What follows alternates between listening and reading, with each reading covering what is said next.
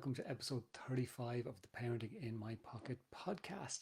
Hope you guys have all been keeping well this week. It's mad that we've hit 35. It's great, but yeah, it's a bit mad.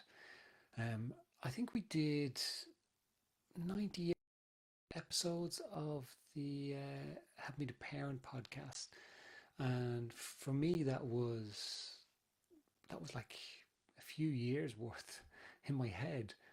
So the fact that we're at 35 already of the Parenting in My Pocket podcast, like a third of the way there, it's a bit mad. I find it a bit strange, but it's great. It's great that we still have people showing up each week. It's great that we still have people watching back when they can and giving us that feedback. So I really appreciate it. What's been going on?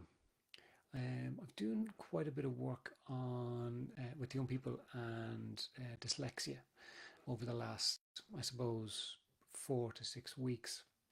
So we run a program called Empowering Learning, where we work with children who have dyslexia or dyspraxia and they struggle with spelling and things like that. And what the program does is it teaches them to use their visual memory as opposed to the auditory memory, which is what school teaches for the most part. So the Empowering Learning program just teaches them in a way that works with their best way of learning, and it's fantastic. I've probably described it before, where we have children who have confidence levels are so low when they start the process, and within an hour they're spelling words that they never even heard of before. So it's one of my favorite, probably is my favorite program to run. So I've been running that with some young people recently, and I've got another one coming up on Tuesday, I think. Um, so it's all moving in the right direction, because ultimately what we want to do is give people the tools to feel more content within themselves and better able to manage things for themselves. So whether that is being able to spell, or if that is boosting their confidence or reducing their anxiety, or even just, on a coaching level, just knowing that there are other options available to them or out there for them to use and to try, and know that it's okay to try things and for them to not work out, because you can just try something else. It's brilliant. I love it. It's why I love my job. I absolutely love my job. I know I keep saying that, but it's true. I love it. I feel so lucky and privileged to be able to do that. Anyway, that's enough of me harping on about how much I love my job. I hope you guys have been well. Our motivation interview podcast is going really well.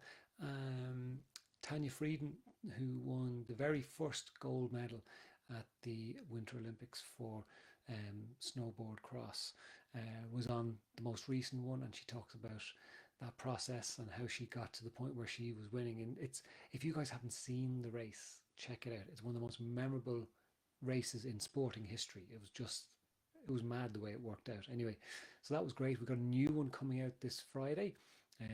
Not going to tell you who it is, but it's a man, and you may have read some of his books or seen some of the movies that came from his books.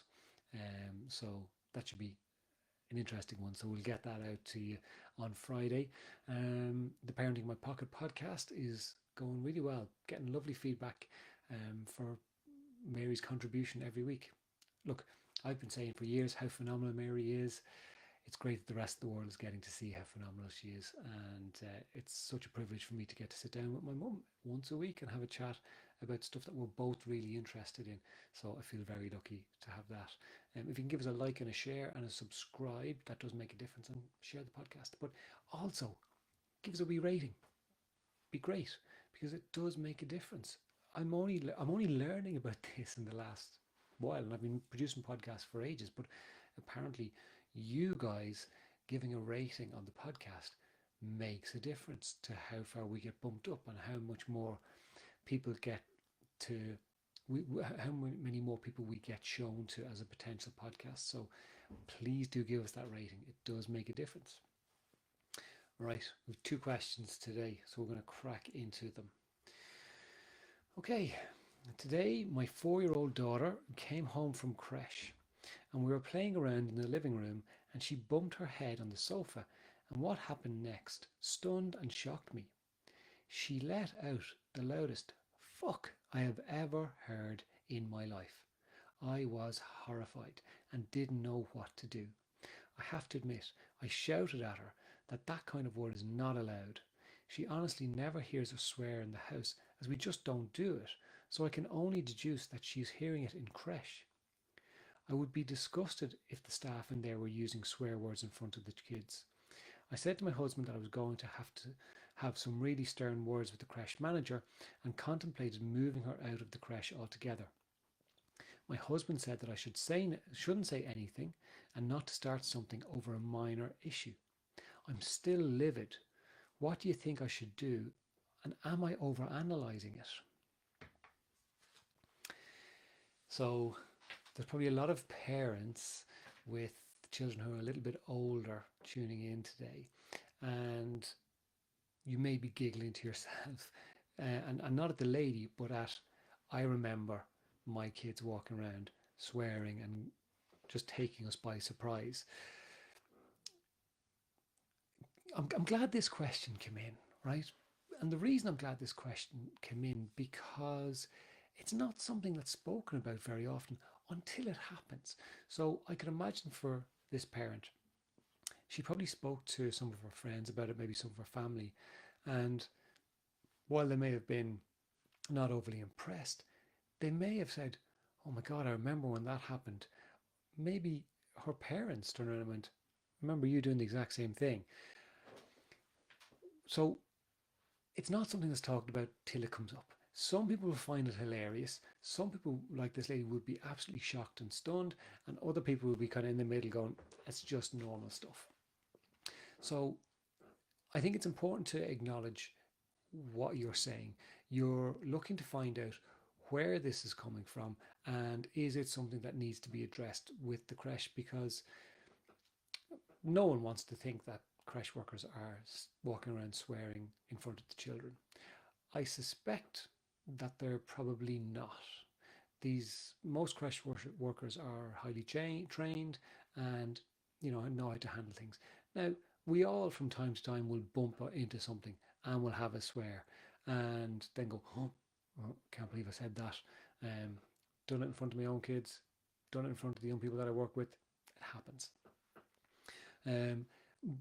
But it may not be a massive issue right now. And like ultimately, you're her parent, so you want to sit down with her and say, look, that kind of language is not okay.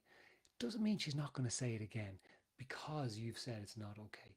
But it's important that you can distinguish between, is this something that's a pattern of behavior that she's getting used to, or is it just a once off? Is it just something that happened because she hears it? Because every single child, I have yet to come across a child or a parent that I've worked with who said, my child never swore, not even once. And it may not be the creche workers. Maybe they just hear it walking around playing outside with their friends. Maybe other children swear. There are older children knocking around in creches, and well, maybe not so much with your child, but maybe there are after school kids who are coming in from school in the creche who maybe are not thinking about what they say and they may be swearing. So it may not be a creche issue. That doesn't mean that you don't go and have a chat with the creche manager, but you don't have to go in an aggressive manner. You could go and kind of make it nice and light and go, oh, you'll never guess what happened the other night. She bumped her head and she let out an F-bomb. And you can kind of go, like, I don't even know where it comes from. And the creche manager might say to you, oh, look, there are kids around here and we pull them up when they do it, but it's all the kids walk around and do it.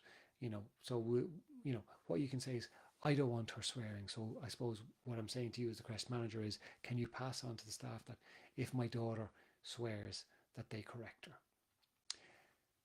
You're not saying anything that you've no proof over. So you're not saying your staff are a disgrace because they're swearing in front of the children, because you don't know if that's the case. And you're also not, you're taking responsibility for your child, and that's all the responsibility you have. You don't have responsibility to any other kids in there. So maybe it's just about you managing your child and letting her know that it's not okay, which you've done, and maybe you don't need to do anything more with it. Maybe it's not as big an issue as maybe you think it might be, because maybe it was just something she heard, and you don't need to go to the creche all guns blazing without the evidence to back it up. Now, if your daughter turns around and says, oh, my teacher said it, or my teacher says it every day, well, again, then you can go to the creche and say, look, this is what she's saying. I don't know if it's true or not, but I'm just letting you know that's what she's saying to me, to make you aware of it. Because it is their responsibility to look after it. You don't need to change it from a creche. She's 4 years of age. She's probably going to secondary or to primary school this September or next September. So it's not going to be there for a huge amount of time. She probably has friends in there. She probably likes the teachers. There isn't a major issue with keeping her there because it happened once. Maybe that's all it's going to be. It might happen 2 or 3 times. That's probably what it's going to be. But as long as you're consistent at home in saying to her, setting the boundary and saying this is not okay, so we don't do it. And if she does it, that you address it and deal with it without going over the top. And then you can have the conversation with the creche manager just to let them know and just see what happens. You don't need to go all in. So your husband's right, but you're right too, to kind of think about, well, what needs to happen here. And then you can decide what's best and see how it goes. Hello everyone. Oh, lots of comments. Good morning, Amanda. Good to see you. I'm having a good week, thank you. Lisa, hello. Hi Kathy. Hi Louise. Is it on Spotify or you do just follow your link? Yes, it should be on Spotify. Yeah, definitely check out the Alan O'Donoghue Motivation Interview podcast on Spotify. It should be there. If it's not, get in touch with me. Louise, I'd be really upset and speak with the nursery. Well, I hope I've addressed that. Hello Maria, good to see you. Not having the best of weeks this week. Sorry to hear that. Louise, it might be another child. My son was told to say the F word by another child when he was 5 as a dare, but got into loads of trouble. That's what they do. Lisa, my oldest came home from kindergarten and told my husband, shit, I forgot my lunchbox. I love that. When I got home from work that night, my husband was sitting at the kitchen table and said, she so got that from you. Thankfully, it wasn't a continuous issue, and we did have a good laugh over it. And it was a good wake-up call for me. Stop swearing in front of your children, Lisa. Tana, was it bad as a mother that early on I put soap on my children's mouth when they said bad words? Maybe you could have found a different way. I don't know. Kathy, I mean, kiddo said it when she bumped her head, so at least it was in the right context. So a lot of the comments there are very much kind of looking at going, okay, these things happen and it's just life. All you can do is just deal with it. Right, second question. We have 3 children, all under 4. Life is so busy and we get very little sleep, as our youngest is not a good sleeper. I find myself getting really upset regularly, and my husband just seems to say the wrong thing all the time. Things are really strained between us over the past few months, and I'm wondering if our relationship is actually over. When I think about not being with him, I feel sad and very, very scared, as I wouldn't know how to manage everything without him. Even though everything has been locked down, when they were opened up at Christmas, we had no desire to go out or do anything together, and we just seemed to drift from there. I don't know how to talk to him about what is going on inside my head, as I'm not even sure myself. Plus, I'm afraid that he will agree and leave. Can you give me some reassurance or advice on how to deal with things? And I have to admit,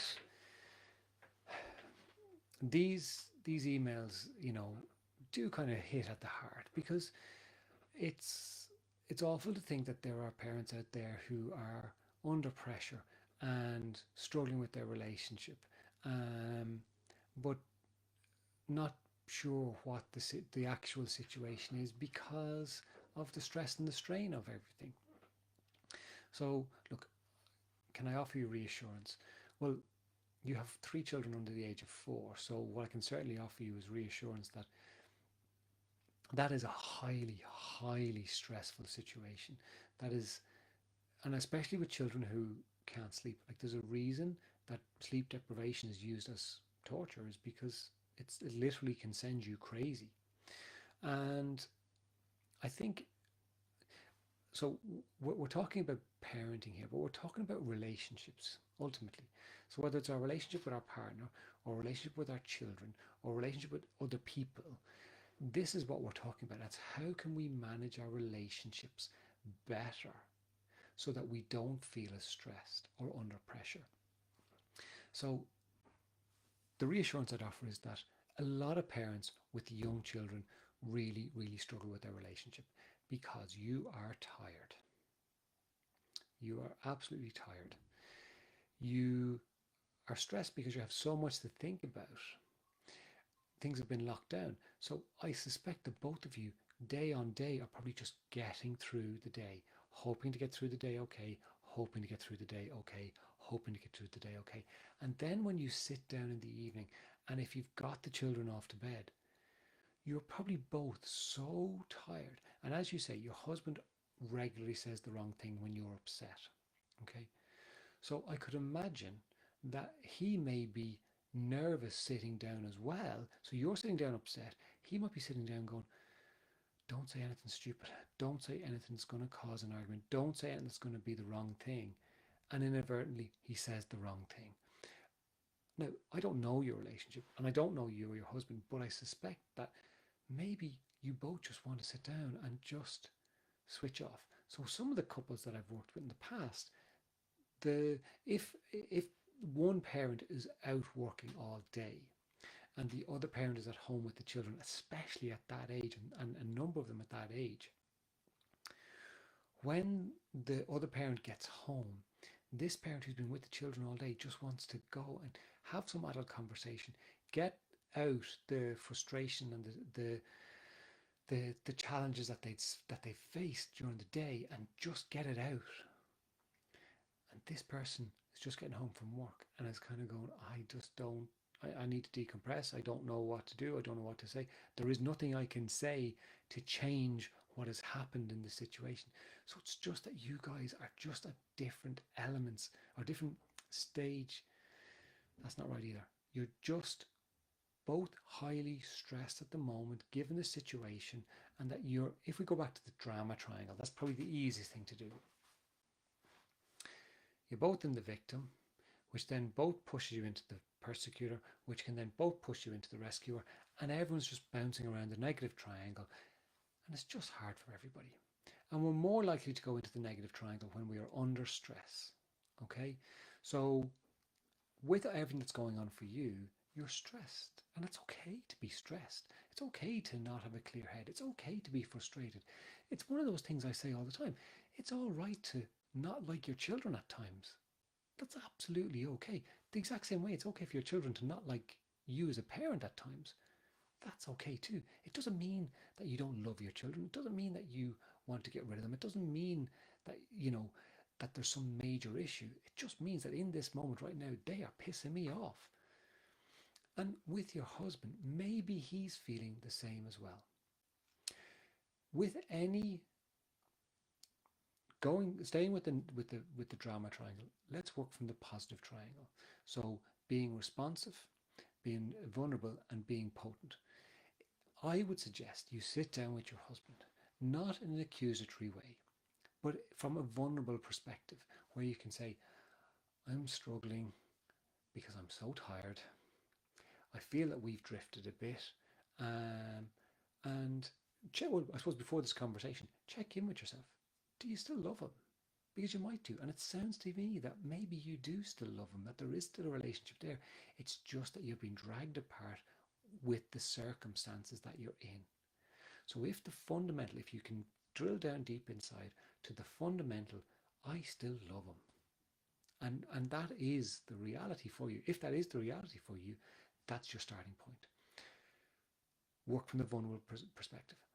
I love you. Let him know I love you. I'm struggling at the moment because I'm tired. We've got 3 kids under 4 years of age. You're out working. I'm with the kids all day. When we come home, I'm overwhelmed. And I know you've been working as well. And you're probably overwhelmed as well. And it's just, we're butting heads. Can we have a chat about how we can get back on track for each other? And it takes work. So that's you going from the being vulnerable, being assertive by having the conversation with them, and then the responsive. Let's look at what we can do together to support each other or manage each other or manage the situation a little bit better. And that may be that you end up going for counseling together. It may be that one of you or both of you go for separate individual therapy or coaching, or it may be just that you sit down and go, do you know what? We're right. We are both just tired and we need to just go easy on each other. And our base level is I love you and I love you. So that's where we build from. And it doesn't mean it's going to be plain sailing, but at least you guys are working from that fundamental, you know in your heart of hearts that that's the truth, that you love each other and that you want to work together. And you will get to a place where things are better. You will get there. Okay? But be easy on yourself and be easy on your husband.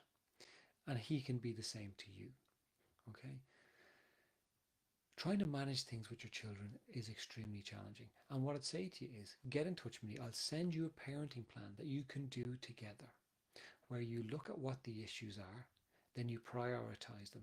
You look at what your emotions about it are. So what is it about it that frustrates you? Because what you don't want is to say, I'm frustrated that this happens, and have your partner go, that's not a big deal. But it is a big deal. So you have to name why it's a big deal to you. Then you look and explore different options to try and change it. Then you look at picking one, just try one to choose, put it into practice. And if it doesn't work out, it's okay. Go back and pick one of the other ones to see how you get on. And that way you are able to have a plan in place and take care of each other. Okay? I really get a sense that your relationship is it's just been moved to the side because you're so bloody tired. You've 3 children under the age of 4 years of age. The thought of that is making me tired, right? The thought of that is making me kind of go, oh my God, no thanks. But you're there. But things change. And as Mary will always attest to, this too will pass because it always does. And if in 2 or 3 years' time when the kids get a bit older and you are not as tired, and then you both kind of sit down and look at, okay, well, maybe our relationship is over. Well, that's different. But right now, maybe it's a consequence of all the stuff that's going on around you. Just take care of yourself and take care of your husband, and then look at a practical plan that you can put in place to manage the things that are frustrating you or that you feel need to change at home in order to try and take that bit of pressure off both of you. Because you're both in it together. And yes, you might spend more time with the children, and that, absolutely, that makes perfect sense. But your husband is probably trying to manage his work as well and trying to support you. And he's making a mistake that, he's messing up. So he's probably feeling crap about that at the moment as well. And he wants to be a good dad, I assume. It's just a consequence. So let's take care of each other. All right, guys, that's us for today. I hope you all have a wonderful week. Take care of yourselves, and I will chat to you very soon. Take care.